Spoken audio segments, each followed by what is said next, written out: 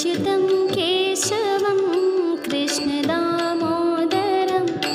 अच्युतं केशवं कृष्णदामोदरं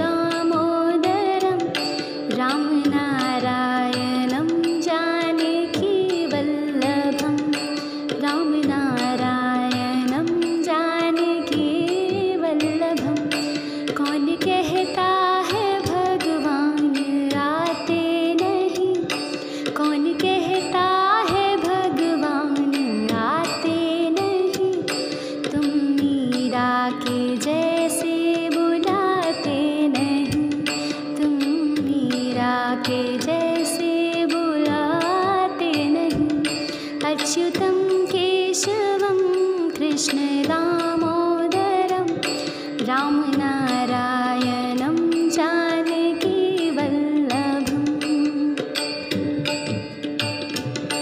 कौन कहता है भगवान खाते नहीं कौन कहता है भगवान खाते नहीं बीर शबरी के जैसे खिलाते नहीं बीर शबरी के जैसे खिलाते नहीं अच्युतं केशवं कृष्ण दामोदरं रामनारायणं जानकीवल्लभम्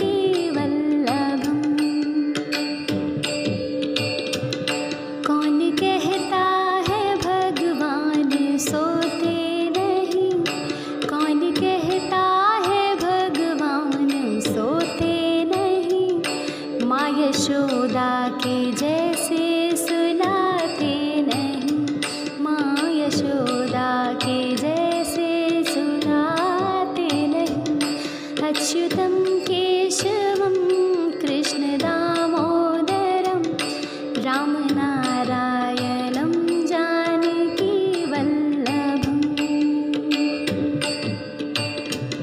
कौन कहता है भगवान नाचते नहीं कौन कहता है भगवान नाचते नहीं गोपियों की तरह तुम नचाते नहीं गोपियों की तरह तुम नचाते नहीं अच्युतं केशवं कृष्ण दामोदरं रामनारायणं जानकीवल्लभम्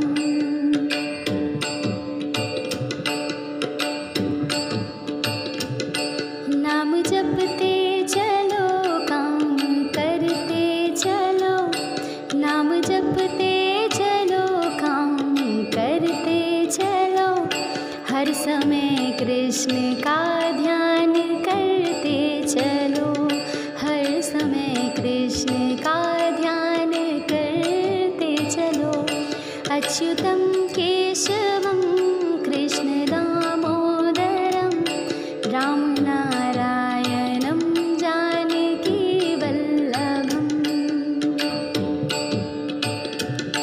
याद आएगी उनको कभी ना कभी याद आएगी उनको कभी ना कभी कृष्ण दर्शन तो देंगे कभी ना कभी कृष्ण दर्शन तो देंगे कभी ना कभी अच्युतं केशवं कृष्ण दामोदरं अच्युतं केशवं कृष्ण दामोदरं रामनारायणं जानकीवल्लभं रामनारायणं जानकीवल्लभं रामनारायणं जानकीवल्लभम्।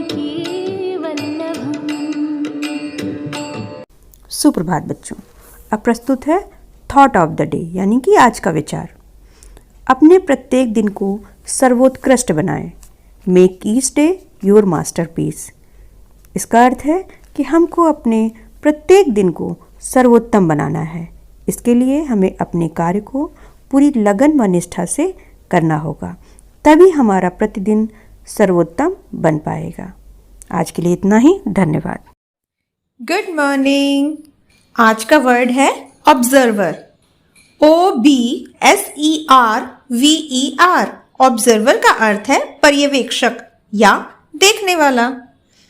बच्चों, जब आप एग्जाम देने जाते हो तो उस कक्ष में जो मौजूद होते हैं बच्चों के अलावा, वे ऑब्जर्वर कहे जाएंगे।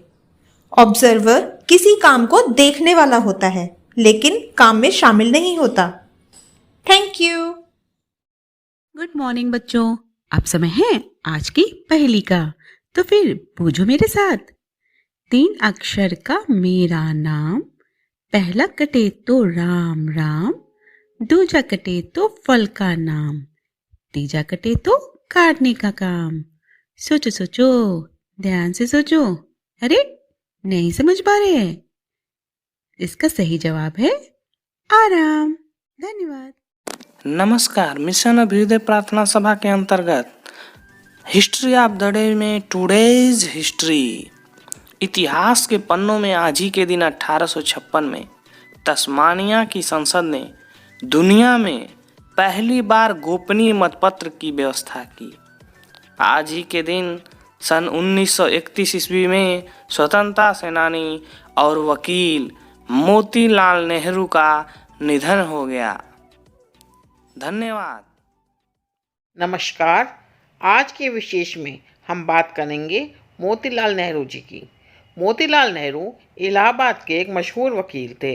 वे भारत के प्रथम प्रधानमंत्री जवाहरलाल नेहरू के पिता थे। उनकी बड़ी बेटी का नाम विजय लक्ष्मी था, जो आगे चलकर विजय लक्ष्मी पंडित के नाम से मशहूर हुई। जलियांवाला बाग कांड के बाद 1919 में अमृतसर में कांग्रेस के वे पहली बार अध्यक्ष बने और फिर 1928 में कलकत्ता में दोबारा कांग्रेस के अध्यक्ष बने। उन्होंने इलाहाबाद में आनंद भवन भी बनवाया था। धन्यवाद। आपका दिन शुभ हो। नमस्कार, चलते हैं आज की क्विज की तरफ। तो आज के क्विज में हम जानेंगे देश और धन्यवाद। सुप्रभात बच्चों, अब बारी है आज के बाल गीत की। आज के हमारे बाल गीत का शीर्षक है तितली रानी। आपने अपने आसपास रंग बिरंगी तितलियां तो जरूर देखी होंगी, तो चलिए तैयार हो जाइए और मेरे साथ गाइए।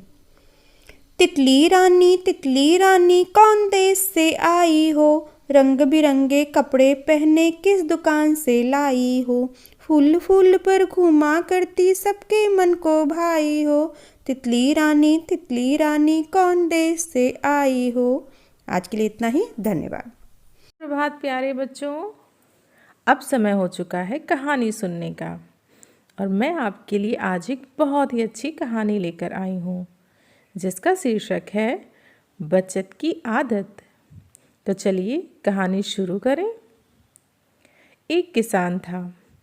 इस बार वह फसल कम होने की वजह से चिंतित था।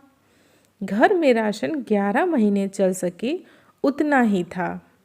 बाकी 1 महीने का राशन कहाँ से इंतजाम होगा, यह चिंता उसे बार बार सता रही थी।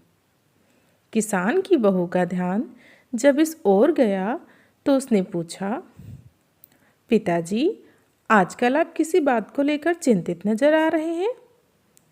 तब किसान ने अपनी चिंता का कारण बहू को बताया। किसान की बात सुनकर बहू ने उन्हें आश्वासन दिया कि वह किसी बात की चिंता न करें। उस 1 महीने के लिए भी अनाज का इंतजाम हो जाएगा। जब पूरा वर्ष उनका आराम से निकल गया, तब किसान ने पूछा कि आखिर ऐसा कैसे हुआ। बहू ने कहा, पिताजी, जब से आपने मुझे राशन के बारे में बताया, तभी से मैं जब भी रसोई के लिए अनाज निकालती, उसी में से 1-2 मुट्ठी हर रोज़ वापस कोठी में डाल देती। बस उसी की वजह से 12वें महीने का इंतजाम हो गया। कहानी की सीख। इस कहानी से हमें यह शिक्षा मिलती है कि जीवन में बचत की आदत डालना चाहिए, ताकि किसान की तरह बुरे वक्त में जमा पूंजी काम आ सके। बच्चों, कमाना आसान है, लेकिन उसे जमा करना उतना ही मुश्किल। इसलिए हमें हमेशा उतना खर्चा करना चाहिए जितने में हम आराम से रह सकें और कुछ बचत कर सकें, ताकि हमारे संकट के समय में हमारी जमा पूंजी हमारे काम आ सके। तो बच्चों, अच्छी थी ना कहानी? आज के लिए इतना ही। धन्यवाद। नमस्कार। आज मोटिवेट योरसेल्फ का विषय है प्रोत्साहन का लक्ष्य। मान लीजिए हमारी बेसिक शिक्षा एक नगर है और सभी घर विद्यालय हैं। रात्रि का समय है, सभी घरों में उजाले की व्यवस्था है, मगर उनमें अंतर पर गौर कीजिए। ज्यादातर घरों में अंदर तो रोशनी है पर बाहर रोशनी नहीं आ रही। कुछ घरों में अंदर और बाहर प्रकाश की व्यवस्था तो है पर उनका उजाला उन्हीं की चहारदीवारी तक सीमित है। कुछ घरों में अंदर भी उजाला है और बाहर भी पर्याप्त रोशनी आ रही है।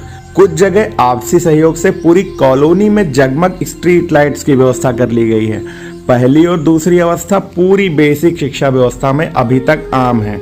उनका उजाला उनके विद्यालय की चहारदीवारी तक सीमित है।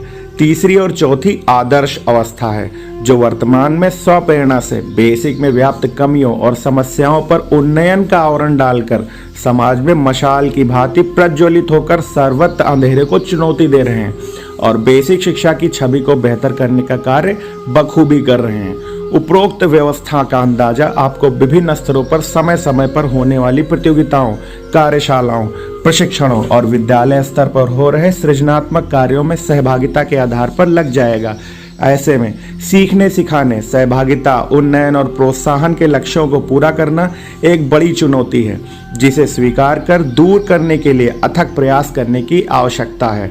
आप अगर खुद से स्वप्रेरित हैं तो ये आपकी जिम्मेदारी है कि आप अपने जैसे 10 शिक्षक और तैयार करें और उन्हें प्रेरित करें, उनके रिसोर्स बने, जिससे हर बार वो संख्या 10 गुनी बढ़ती ही जाएगी और बेसिक शिक्षा को ऊंचाइयों को छूने में वक्त नहीं लगेगा। धन्यवाद। आपका दिन शुभ हो।